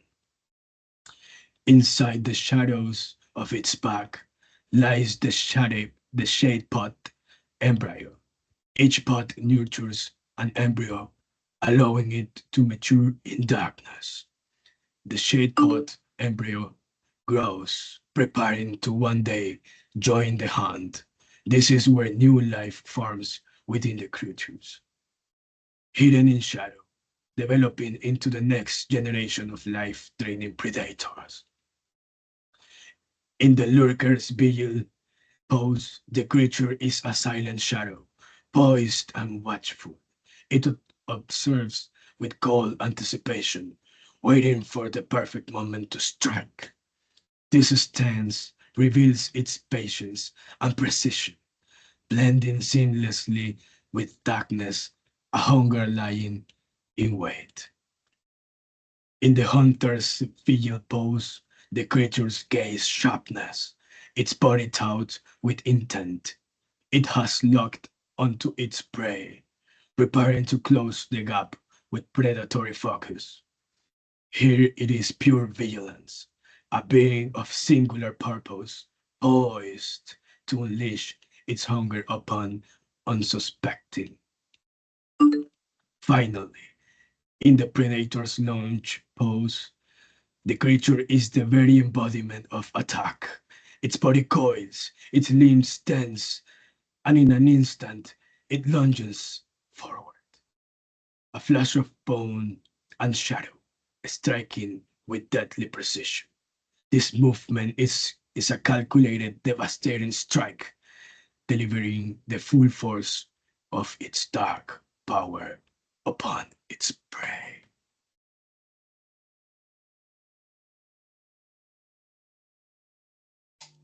Thank you, Thank you, guys. Tim. Thank you. Appreciate so much the artistic part of the presentation. It like it takes a lot of designers to really like go full in it, like, but I think that it's beautiful storytelling. It makes it so interesting, like to hear about the world and the creature and like all aspects of it. So I really appreciate the work and the presentation style, and also beautiful design, like an attention to detail. Really, everything is so well solved, and I think it's again like it's commendable how well you designed on so many different levels with so many different textures, and having this really well-balanced model, like it's really commendable that you've achieved all that. And it's wonderful that through the presentation, again, through the details and zoom ins, we were able to capture all this complexity. And I'm really looking forward again, like seeing how the next steps for you guys will be. I have a question for you. What was the most, you would say, like, unexpected part while designing it, like the creature, or challenging that you might say? The joints, maybe. From my perspective, the rigging part was very, very tough because we You have like too many legs. 6 legs and 2 arms. Yeah, it was very And hard a lot to of geometry everywhere. yeah. Also, one thing that we were struggling, I think, Nandini, was with materials. Materials, it's in our perspective, we don't like talk a lot with about materials because we thought that it was easy, but in the end, materials it's like the one of the most important parts, and we were like so centered in the modeling that when we were like in the materials part, it was also very, very hard. That's from my view. I don't know if you want to add something, Nandini. Yeah, the main difficulty was with the materials. Like I was going with substance, key shot, substance, key shot. So it was a struggling. I was struggling with that. Yeah. You've done an incredible job with both parts, but like as any new process, and with so much complexity, like to solve for, like I just appreciate like how much work you put into it, and it really like shows that you care a lot about the project, and you've worked through a lot of challenges like to complete it. So thank you so much. And there is Thank one you. really funny comment from Diego Nieto, actually one of your educators that will come in like for the VR lab. Rigging must have been almost as scary as the character itself. Yeah. Yeah. Thank you for the Yeah. comment, Diego. Feel free to chime in. Yeah, I was asking a lot of help to Diego, to be honest. That's good call. Yeah, yeah. He like give me like the guide. Also, Pedro, amazing job with his tutorial about rigging. But yeah, at least for me, the rigging part was very challenging. Also, like to get the poses, because like we are Nandini and me are very like detail oriented. So we wanted to everything to be perfect. And yeah, I think that the poses look cool. I don't know if you agree with us, but it was a lot of work. It was like making a stop motion picture. Yeah, like pulling the strings to to to put the pose together. Excited when the VR lab comes and you have to actually like animate it, like and put it into the Yeah. video. I think though that like you're in a really good spot, like and you've prepared for yourselves for that moment. Yeah, it was hard, but I really enjoyed that part. It was cool to see the model like changing poses. I had modeled some basic things in the past, but very basic. But to achieve to a 3D character to move, it's awesome. It's awesome.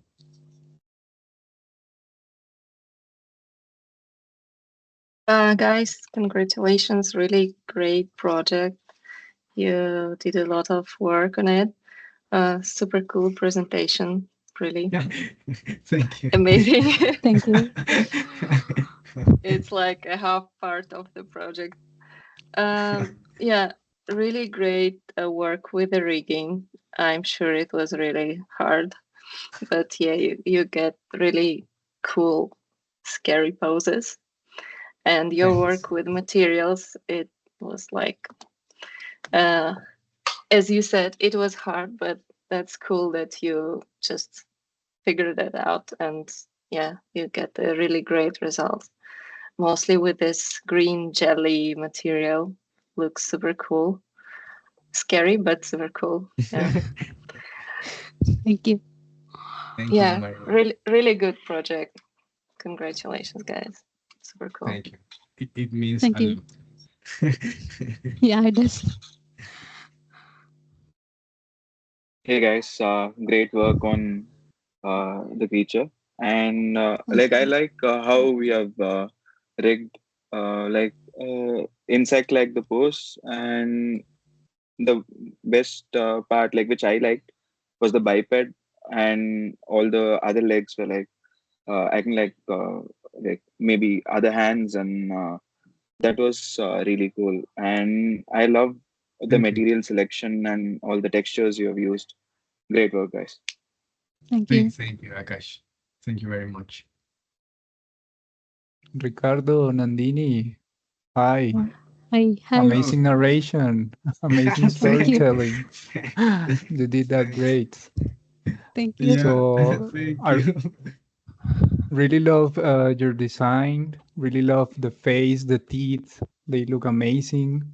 Also love the way you played with the materials. I see how you added complexity to the roughness of it, of the way you used curvature maps, the way you used translucency. It gives a lot of complexity to your design. That is something that you can also like take into the next chapters, trying to be really complex with the way you develop your materials. And yeah, amazing job. It has Thank you. the overall design is so beautiful. And thanks to you for the short tutorials which you sent. Yeah. For the Yeah, well, No thank you very words. much. Thank you. Everything is looking awesome. Yeah, we were like at the beginning working just in ZBrush, but once we see your tutorial, we like immediately changed to Maya because it's we like figured out the workflow, like designing base forms in Maya, and then like a detailing, adding details in ZBrush. But we reached to that workflow once we like saw your tutorial in the second week I think, and it was a lot of we managed to save a lot of time doing that workflow, like modeling first in Maya and then go to ZBrush to add details. Cool, Ricardo. So happy to hear that it helped you. Good vibes. Good vibes.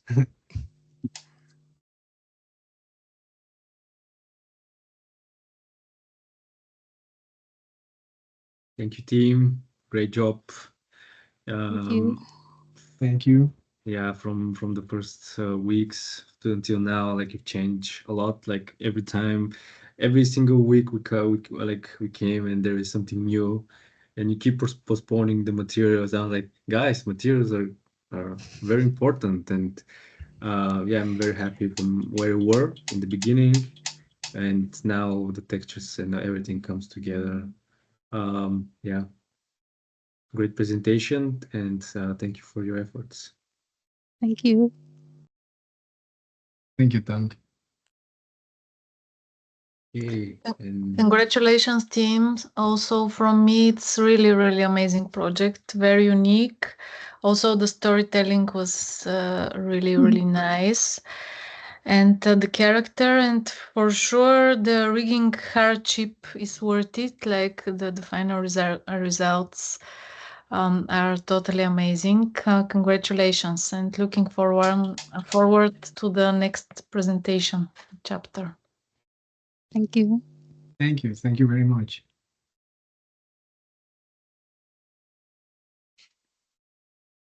thank you for all the comments.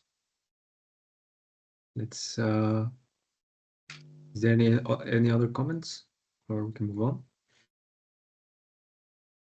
For me, I can shortly, I jump like in. the Yeah, go I ahead. like the storytelling, and I liked your your creatures. I love the colors that you guys used.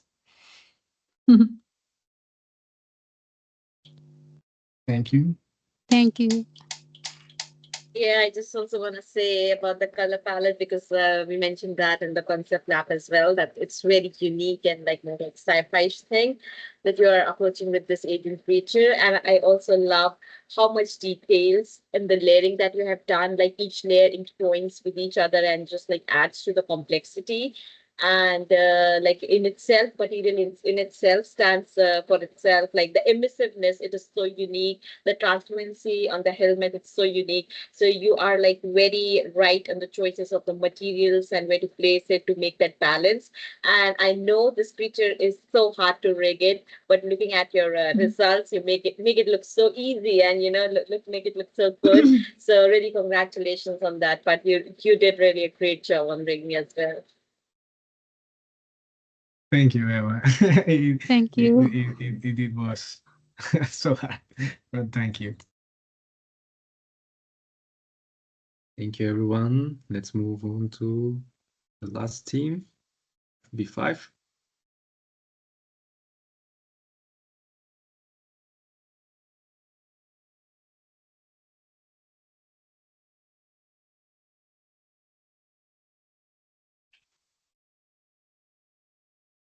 Hi. Hello. Hey, I'm going to present my screen.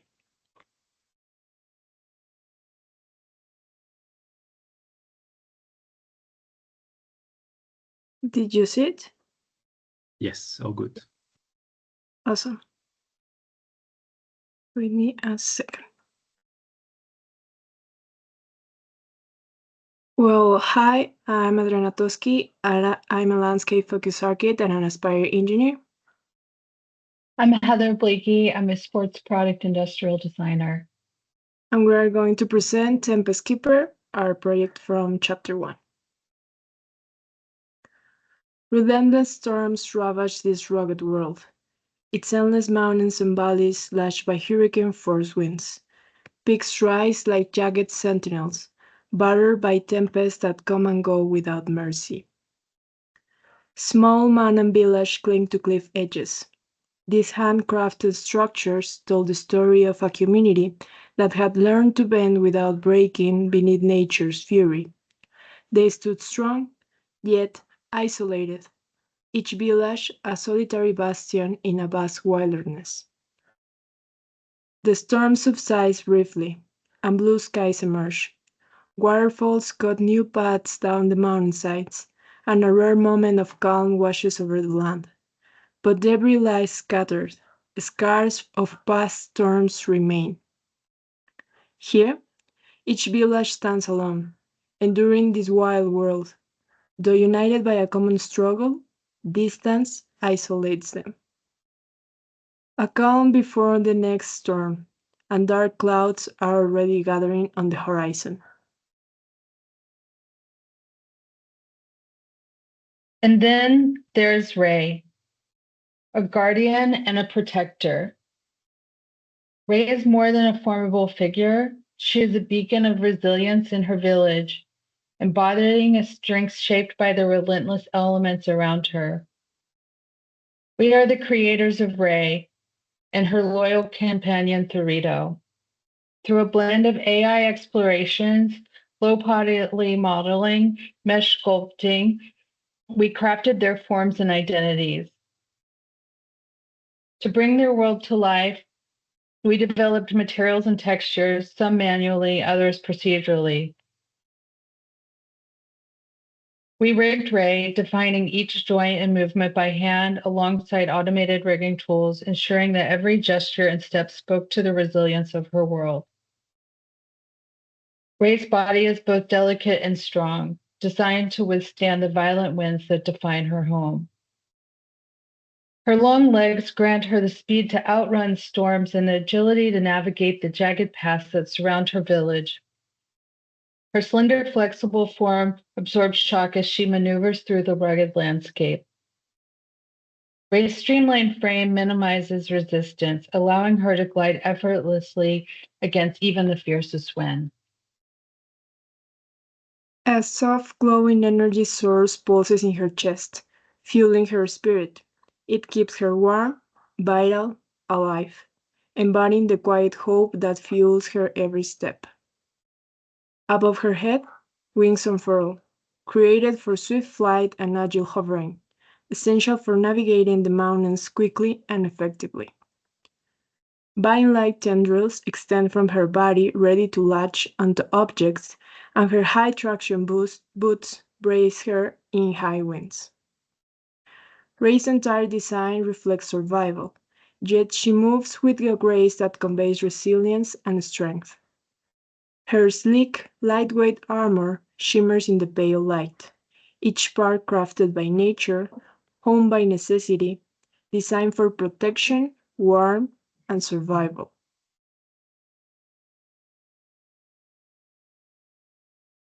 Her outer skin serves as a barrier, shielding her from the cold and wet, allowing her to endure the worst of the elements. Within her chest cavity lies Thorito, Ray's loyal companion. Thorito is a remarkable creature. More than a pet, he's a constant friend and ally, sharing her journey through each storm and across every mountain ridge. His long tendril arms give him a delicate grace and the ability to retrieve objects from the scattered debris left in the wake of storm. His wings, agile and tuned to the slightest breeze, allowing him to catch updrafts and hover, scouting the landscape and guiding Ray through treacherous conditions. With his large, expressive eyes, Thorito sees through the thickest storm mist, providing clarity and a sense of direction. Together, they are a pair bonded by survival. Thorito's presence is a source of comfort, a reminder to Ray that even in this unforgiving world, she is not alone. In the quiet after the storm, Ray gazes out over the rugged peaks, knowing her own village is just one among many clinging to survival in this merciless world. She feels the need to reach beyond their boundaries, to find others who face the same struggle against the relentless storms. Her thoughts turn to Thorito, her loyal companion, her eyes and spirit in the sky. With a soft pulse, Thorito emerges from the cavity in her chest, wings unfurling gracefully as he rises. His delicate trundled arms extend, capturing the wind, and his eyes, large, bright, fix on Ray with unspoken understanding. He hovers, waiting for her signal. Ray lifts her head, her own petal-like wings catching the faint breeze, listening softly as they lift and settle back down, echoing her resolve. She whispers, "Go ahead, Thorito, see what lies beyond." Thorito dips in once in response, his eyes brightening as he sets out, a slender silhouette darting over the vast broken landscape. Ray watches Sorito disappear into the distance, feeling the bond they share tug at her heart. They are bound by more than survival. They are keepers of a shared purpose. Together, they will discover what lies begun, determined to find others and bring hope to all who face the storm alone. For Ray and Thorito, this is only the beginning. Thank you. Thank you. Thank you, team. Thank you. Wonderful. I'm so happy to see you present today. I know you're a newly formed team, but it seems that you worked so well together and helped each other so much and learned so much, like, through the duration that, you work through this. It's beautiful work, very elaborate, beautifully done, really. And really, you deserve congratulations for the short amount that you really turned this around, right? It's really commendable. It's the details are beautiful, the materiality, I also see Alex is commenting here and he's saying that it looks whimsical, and it also kind of reminds him of Tim Burton, and I think it's very true actually, and I think that that's a great compliment, really gorgeous work. I'm looking forward really to the next steps, and I wonder, and I would like to ask you, what are you most excited to develop next through your world in order really to capture the beauty and to create, the world of these prostheses that you've created? Adriana, do you want to answer? Yeah, well, something that excites me personally is developing the world, to simulate these storms and these cloudy atmospheres where the character has to face some difficulties to go around, and how all the environment, the places where they live, also evolution in order to uh, transform and adapt to the rain and the storm and the wind and all those things. I think that could be interesting to explore in conceptual and also start modeling. I'm really excited to get some intricate patterns into the dwelling and integrate the natural with the construction. That's going to be very interesting. Yeah, a challenge. Are you foreseeing extending the materiality of the body of the prosthesis itself into its environment? Definitely. I think the wood structures that we have, particularly on the boots, and then the lightweight armor would be echoed in the structures. Beautiful, beautiful. Thank you so much. Thank you for the presentation and for the beautiful work. Yeah. Hello, team. Congratulations, really amazing project. I know, yeah, you started a bit later, but you did a great job with the ZBrush and also with the materials. Yeah, you just worked a lot on them, and I like how you worked with the curvature textures.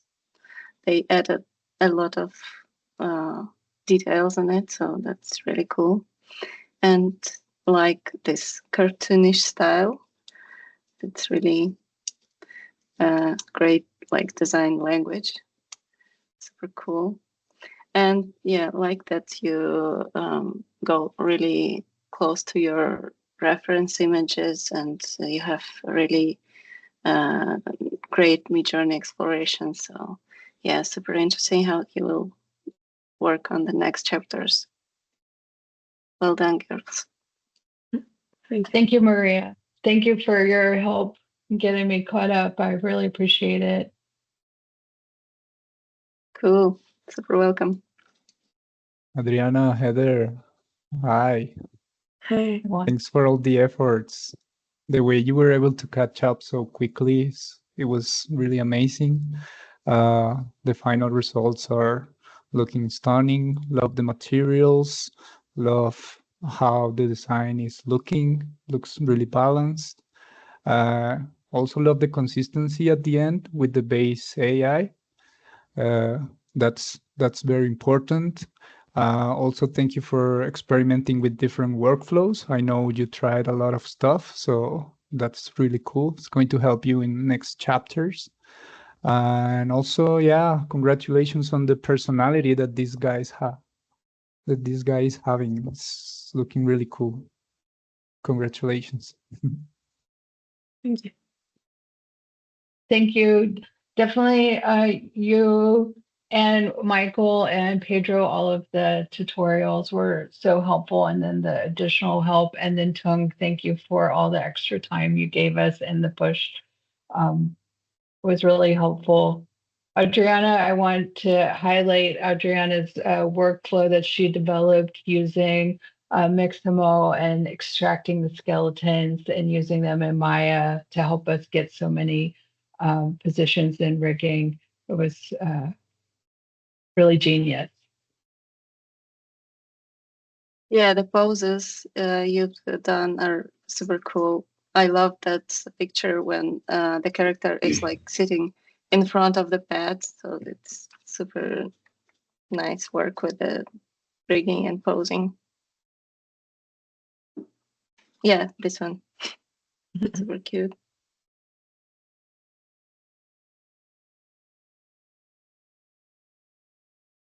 And I totally saw the Jack Skellington, especially around Halloween. I was really seeing him there. Yeah, and it's also like a little bit Stranger Things, the main figure with the flower from the first season, sort of. Yeah. Also for me, yeah, congratulations. Looks really good. Like it's so many like styles combined. That it's yeah, that is really joyful to look at, and I'm looking forward to the rest of it. Thank you. Thank you.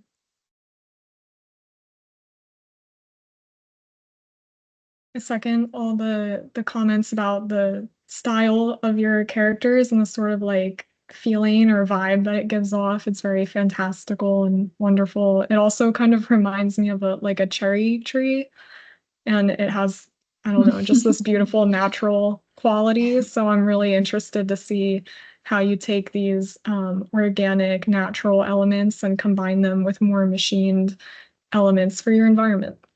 Thank you so much for your presentation. Thank you. Thank you, team. Yeah, I'm I'm from the comments where like the design and the images, the texture so great, but I want to congratulate on how you present and how you tell the story. Each image, each frame you did, like, it was very like beautifully crafted with the image and the text and the story. So I think that's a very important thing, that you really make sure that that part of the project is also being like you put a lot of effort there. So yeah, congratulations, and looking forward to seeing the world you will create. Great Very working with you excited. guys. Yeah, Thank you. Thank you for your patience also. of course. Most important lesson, listen to Tung early. Always. Listen to the teams, yes. Papa Tung knows best. He does. We learned. Yeah. It paid off every time we listened.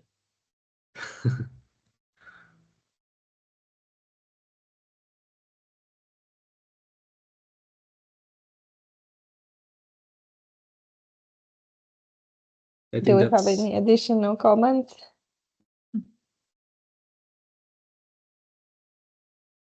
Thank you, everyone. Thank you for the wonderful presentations. This was the last presentation for today. Thank you for joining us, for the support, for the ideas, for the beautiful comments. Really amazing progress for everyone, really. Super proud of your progress and how well you're, like learning and, like I really am excited for the next chapters to come. I think that these characters are so unique, so beautiful. It's the fourth year of the master's degree, and I feel that like you're like always surprising us with this like beautiful, very imaginative work. Like and they're so special, and I love that you also find a way to represent also ideas and interests that you have on your own, like within the program. And that's why I'm super excited, like for the next chapter when we're creating the dwelling, that it's like the unit that then represents the city and the community, and it really like shows the growth of this new world that you're creating. But this is a really great first step, a lot of learnings that you've achieved during this chapter. So I just want to say a really big thank you first and foremost to the students for the hard work, to our educational team, of course, like for, like the support and for the excitement and being here and always like pushing forward and really giving their best. And as well as our as our guests that are always here to support us and always give like their guidance and their sharing their ideas. And this is like we're super thankful for your time, and as well as our alumni that like some of them were here with us today. It's great to see you guys, like, and we're excited. Like I know that you've already taken steps for the, like after the program. So it's great, really like to see you guys here as well. Thank you. Have a wonderful day or night wherever you are.